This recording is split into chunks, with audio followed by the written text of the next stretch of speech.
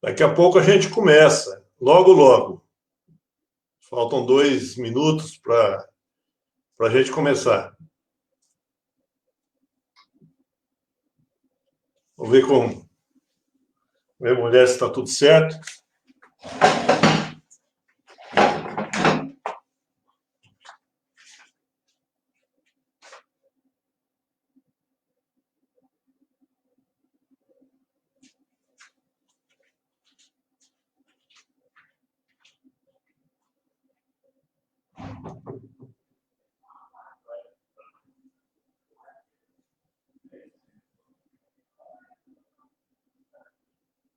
Sim, é isso que eu ouvi dele. Ouviu e tudo bem?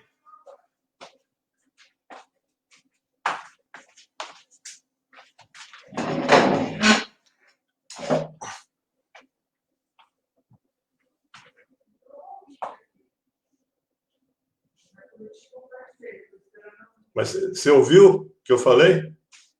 Você já entrou, não foi? Só que não apareceu. Não apareceu a imagem? Deixa eu ver.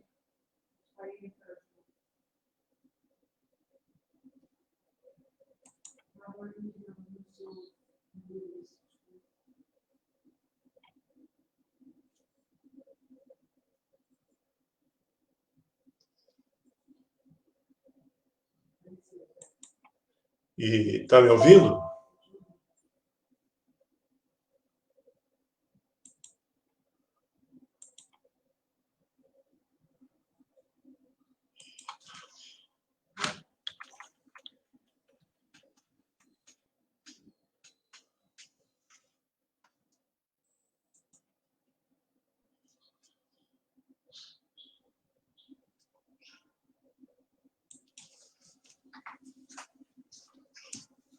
Boa noite, amigos, amigas. A rede social do Facebook. Estava conversando com a minha diretora, dona Miriam Bacarim. Ela que fica me dando as dicas aqui, que seu som está saindo, se minha imagem está aparecendo, né?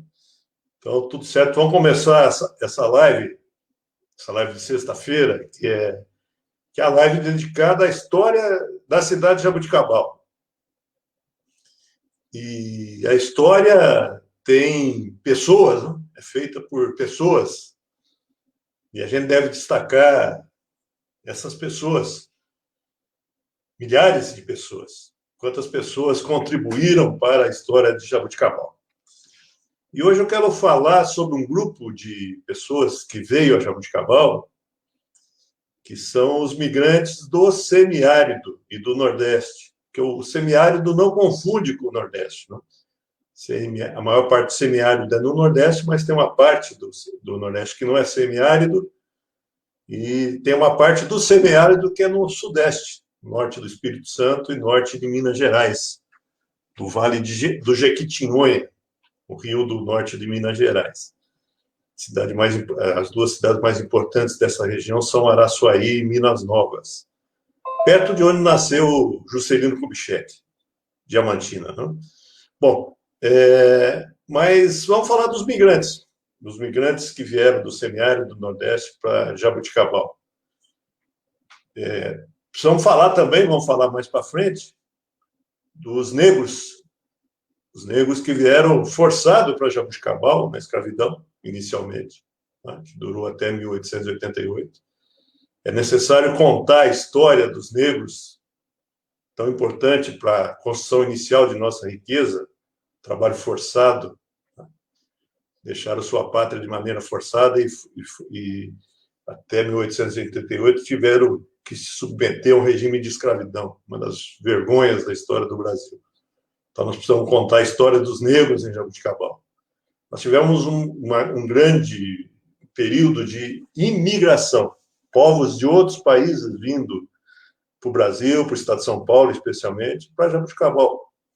Aí vem os italianos, portugueses, espanhóis, sírios, libaneses, mais libaneses que sírios, né, os árabes, e os japoneses.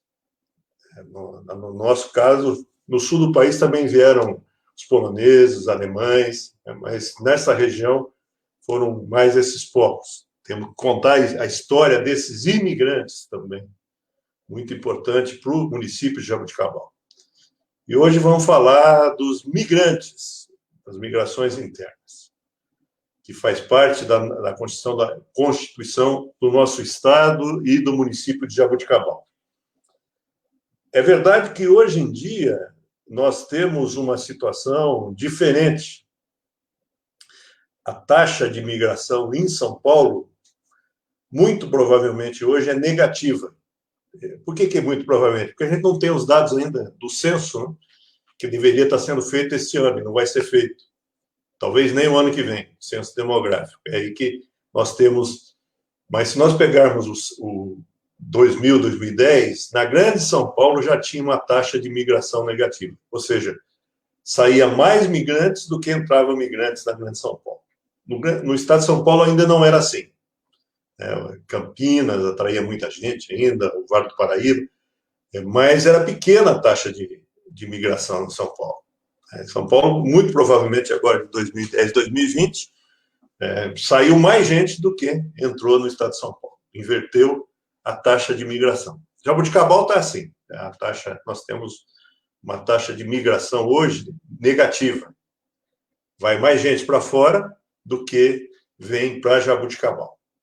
Mas não foi assim, né, durante o período em que a necessidade de braços para a lavoura cafeeira, depois os cereais, milho, as oleaginosas, algodão, né, a cana-de-açúcar, tinha necessidade de muita gente.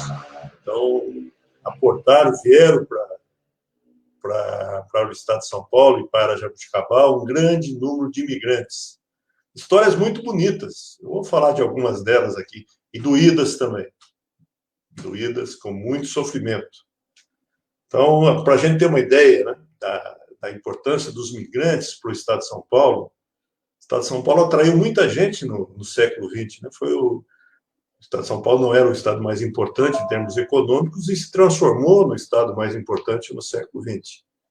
Primeiro com a lavoura cafeeira e depois com a industrialização. Sendo que a indústria foi muito baseada, no começo, no dinheiro que o café trouxe. Né? Então, grande parte dos recursos, da arrecadação do café, financiou o início da indústria. Depois ela andou sobre suas próprias pernas. Então, se a gente verificar alguns dados da migração no estado de São Paulo, no começo do século, né, no período aí de século XX, não desse século passado, no período de 1905, 1901 a 1905, 94% dos migrantes em São Paulo eram estrangeiros. Então, praticamente, nesse começo do século XX, o que predominou a vinda de italianos, espanhóis, portugueses, né? Os japoneses vieram um pouquinho mais para frente, né? E sírio-libaneses. Já no período de 56 a 60, já na metade, um pouco mais da metade do século XX, já predominavam os migrantes, especialmente nordestinos.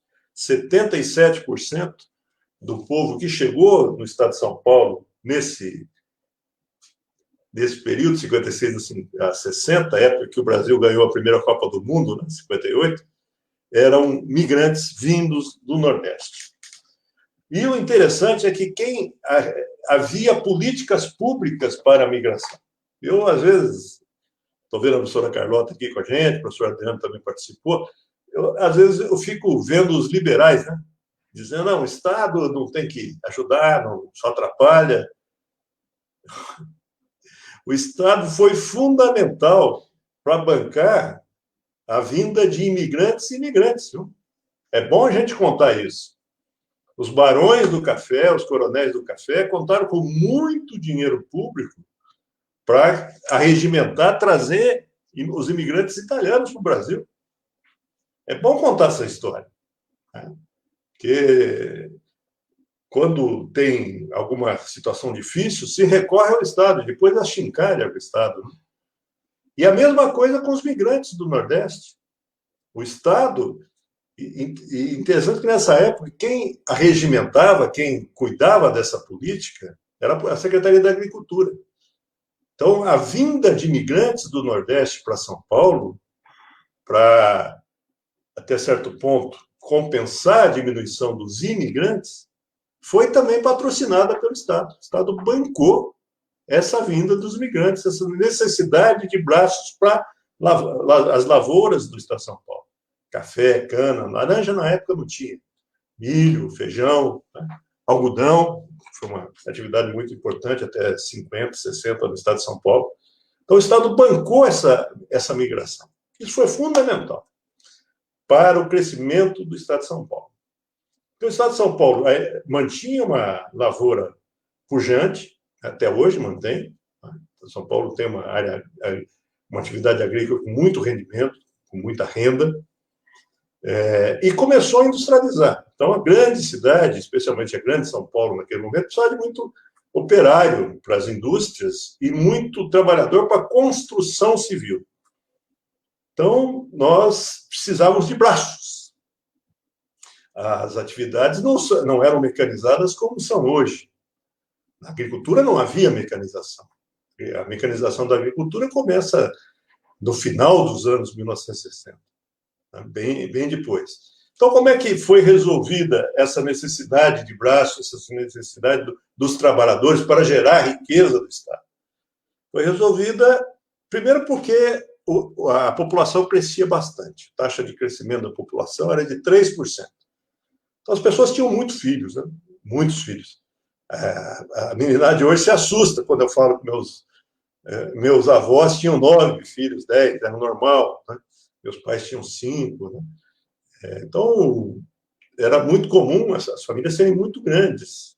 Então, mesmo que morressem muitas crianças por infecção, né? Morressem muitas crianças porque não tinham vacina, por exemplo, então morria de varíola, sarampo, né? Graças a Deus e à saúde pública, hoje isso não acontece mais, né? Então, mesmo que morressem muitas crianças, as famílias cresciam muito, crescia 3% a população do Estado de São Paulo, a população local. E, além desse crescimento, houve também a vinda de milhares e milhares de migrantes. É fundamental para dar conta do trabalho na agricultura, que precisava de muita gente ainda. Hoje é diferente, né? Hoje está tudo mecanizado na agricultura, praticamente tudo mecanizado, e também para os trabalhadores no setor urbano, a construção civil, especialmente, construção civil e indústria de transformação, as metalúrgicas, a indústria automobilística, especialmente. Bom, então houve uma grande vinda. Por que isso foi possível? Porque você tinha no Nordeste, o Nordeste que foi a primeira região com grande desenvolvimento econômico no Brasil, no período colonial, no ciclo da cana, você tinha uma situação de estagnação econômica. E muitos pequenos agricultores empobrecidos e vivendo numa situação de pobreza e com um clima muito desfavorável. Então, eram premidos pela seca. A professora Carlota está nos vendo aqui.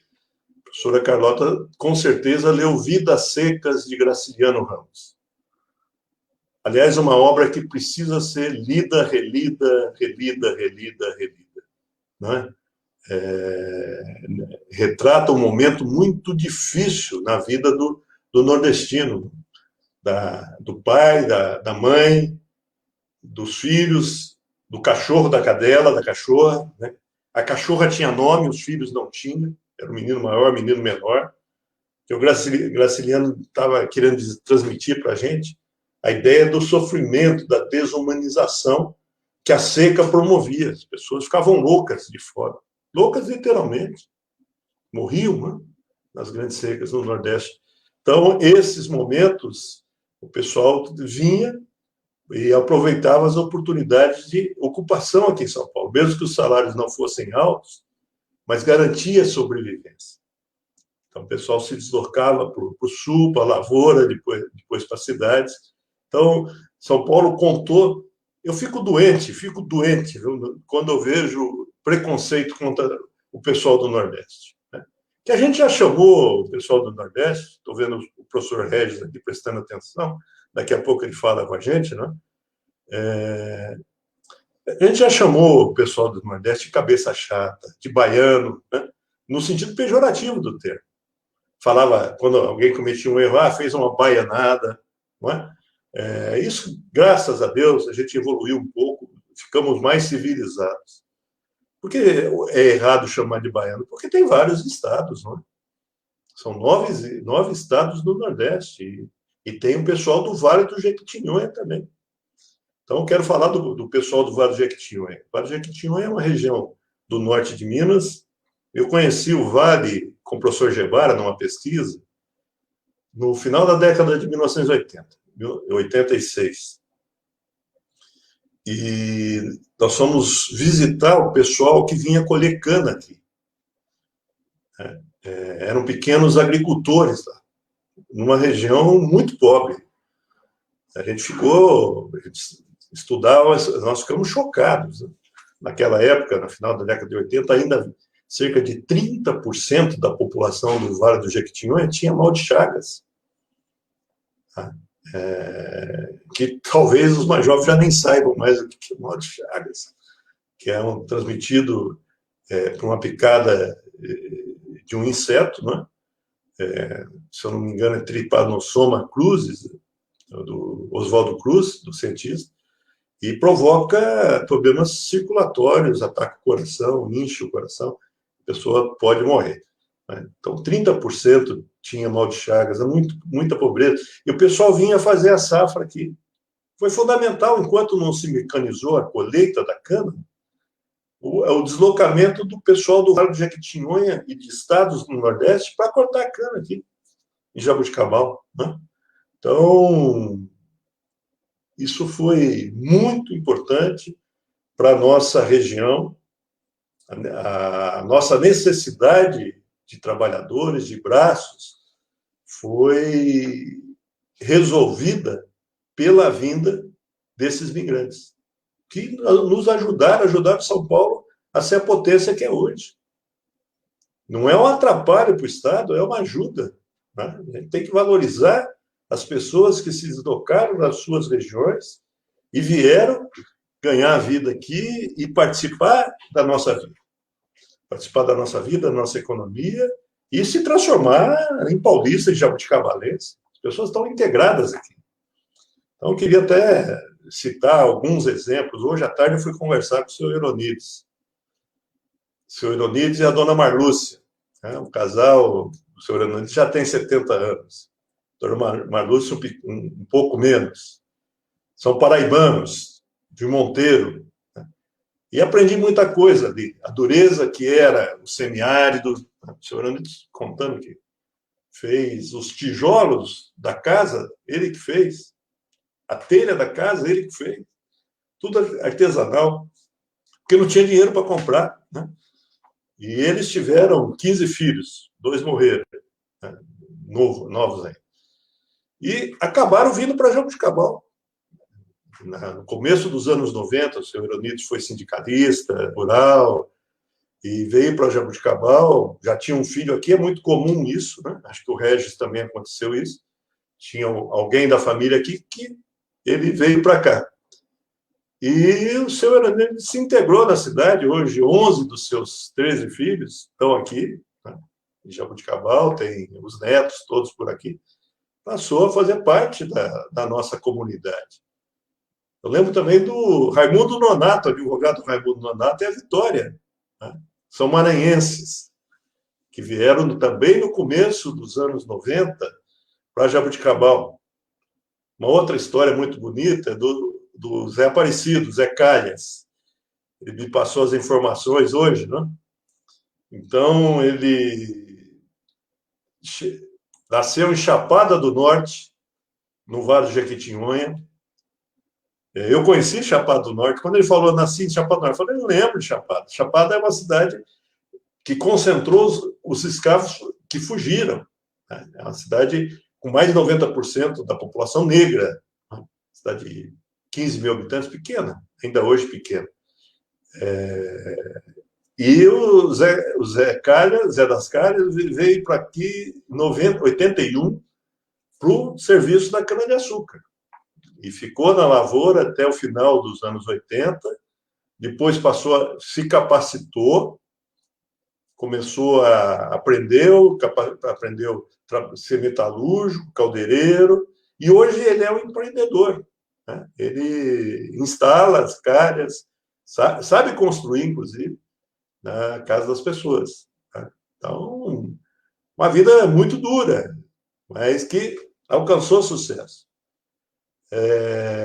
Nós tivemos também, eu pus um vídeo aqui para vocês mais cedo, a Márcia Almeida, que veio para Jaboticabal com 3 anos, depois que perdeu os pais, o pai e a mãe morreram, e aí os avós maternos assumiram as crianças e vieram para Jaboticabal em 1991, né? Trabalharam na roça.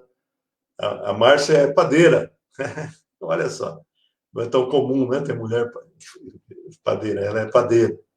Então ela veio para Jaboticabal e ela conta no vídeo que foi muito bem recebida pela cidade. Tem preconceito ainda, mas tem também muita receptividade. Né? Isso é muito importante. Né? O senhor Aerolitos conta uma coisa interessante, que até reflete hoje a mudança da perspectiva dos migrantes. Ele disse que se hoje ele poderia voltar para Monteiro, para Paraíba, onde passa a transposição do São Francisco, é uma das cidades que foi beneficiada pela transposição do São Francisco, essa obra maravilhosa que foi feita. Né? Hoje ele poderia voltar para Monteiro, que a situação lá está muito melhor. Então, não é um karma, não é algo que tem que se acomodar. O Nordeste, o semiárido, é uma situação que não se resolve. Está se resolvendo, tanto é que muita gente está voltando. São Paulo está perdendo migrantes e está indo para outras regiões. Mas é uma outra realidade. Né? Na época, o pessoal veio para São Paulo atraído pelas oportunidades que aqui havia. E eu estou aqui, tenho o prazer de receber o professor Regis, né? Adicionar o professor Regis aqui na conversa, pedir para ele abrir o microfone, não é? O professor Regis, que é professor de História. Aliás, esses dias eu estava conversando com o professor Regis. Boa noite. Regis, está bom? Tudo bem? Bem, boa noite, Bocadinho, boa noite a todos.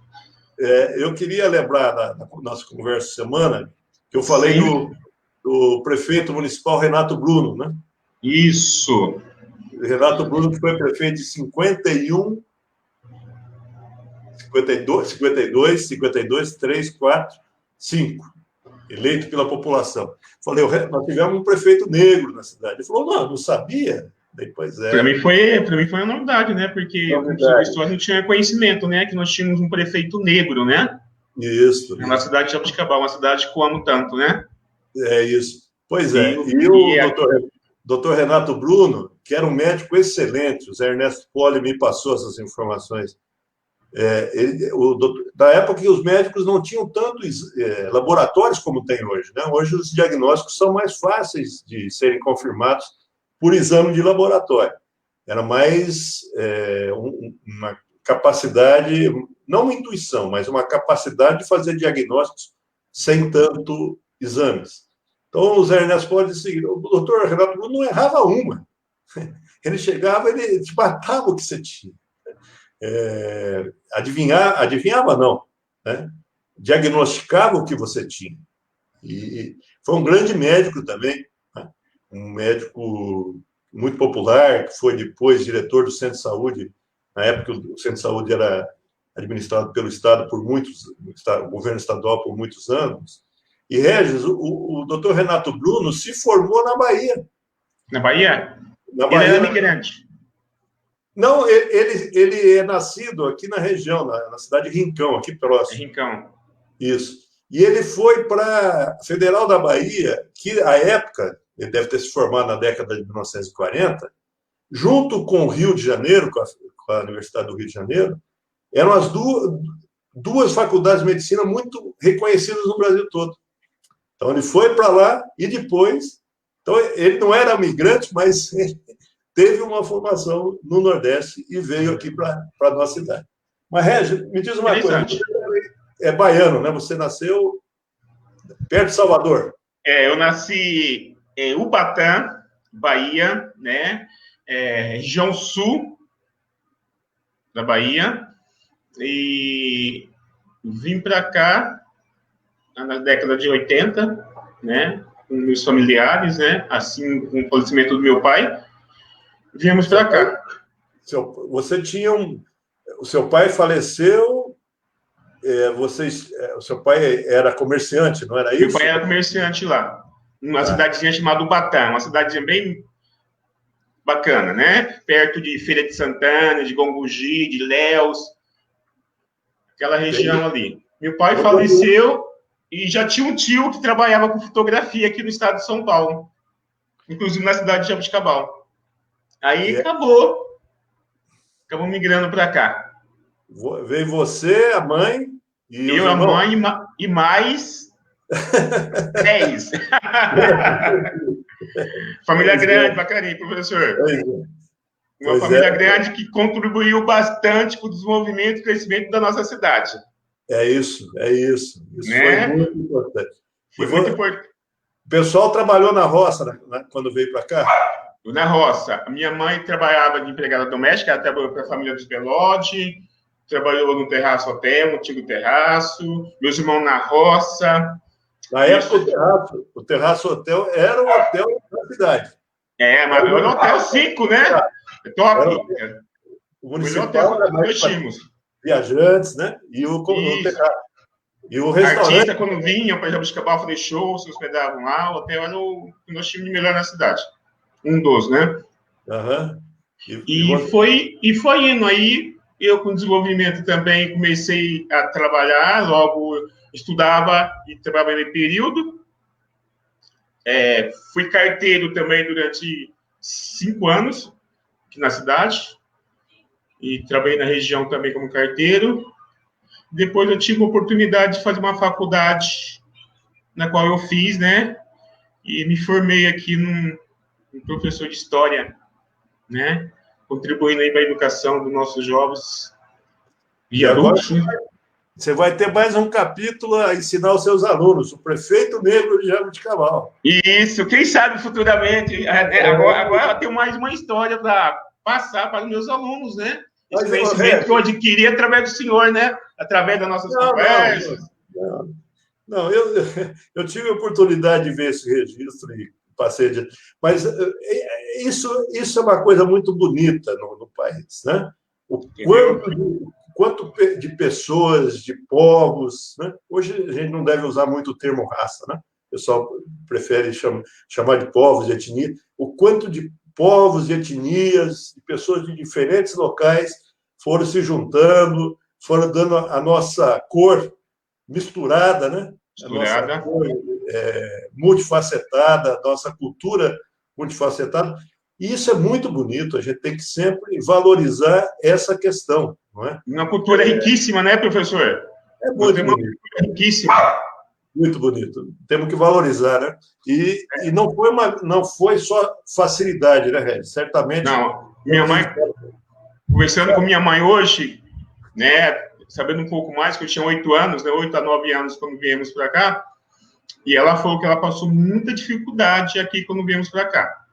Muita. Ela falou que não foi só mar de rosas, não, teve espinhos também. Ela disse que passou, assim, situações muito difíceis. E hoje, graças a Deus, tem uma situação boa. Hoje ela vive bem, a gente vivemos bem. Entendeu? Mas no começo foi muito difícil. Mesmo porque a década de 1980 foi uma década de muito desemprego na indústria em São Paulo e na construção civil, né? Então, as oportunidades de trabalho rarearam, né? A agricultura manteve, mas em outros setores caiu. Então, não foi um período fácil da nossa economia, né? Um período muito duro. Muito duro, mas, né? Parabéns, Régio.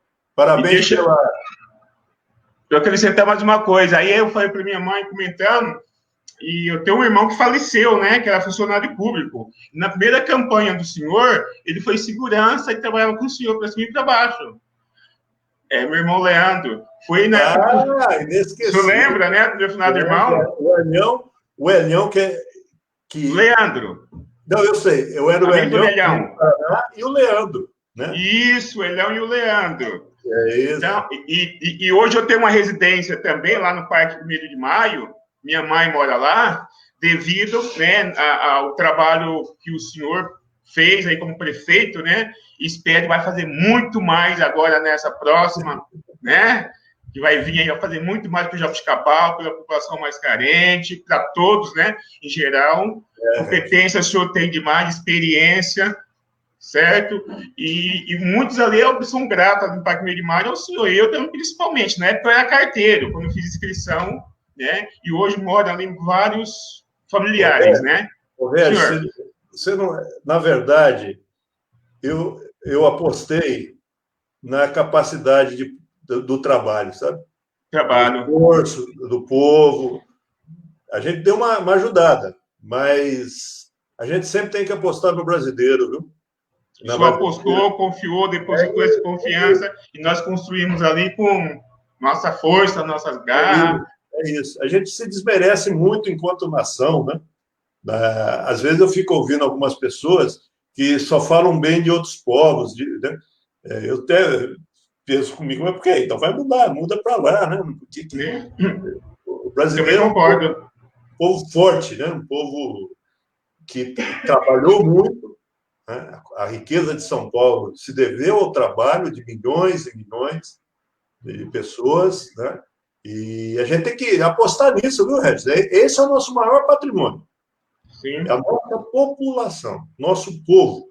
Esse é o patrimônio que o Brasil tem que valorizar e reconhecer e contar a história, viu, Regis? Você que é professor de história, às vezes a gente conta a história oficial, né, das autoridades, né, das personalidades. Não que elas não tenham sido importantes, são também, mas o povo não pode ser deixado de lado, né? Obrigado pela participação. Obrigado a todos. Boa noite. Obrigado, senhor, também. Tá.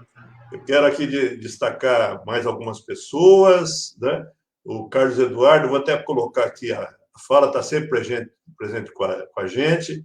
Meu bisavô era de Minas Gerais, Triângulo Mineiro, né? Aí ele continua, quando vieram para São Paulo, se tornaram meieiros do café. É isso.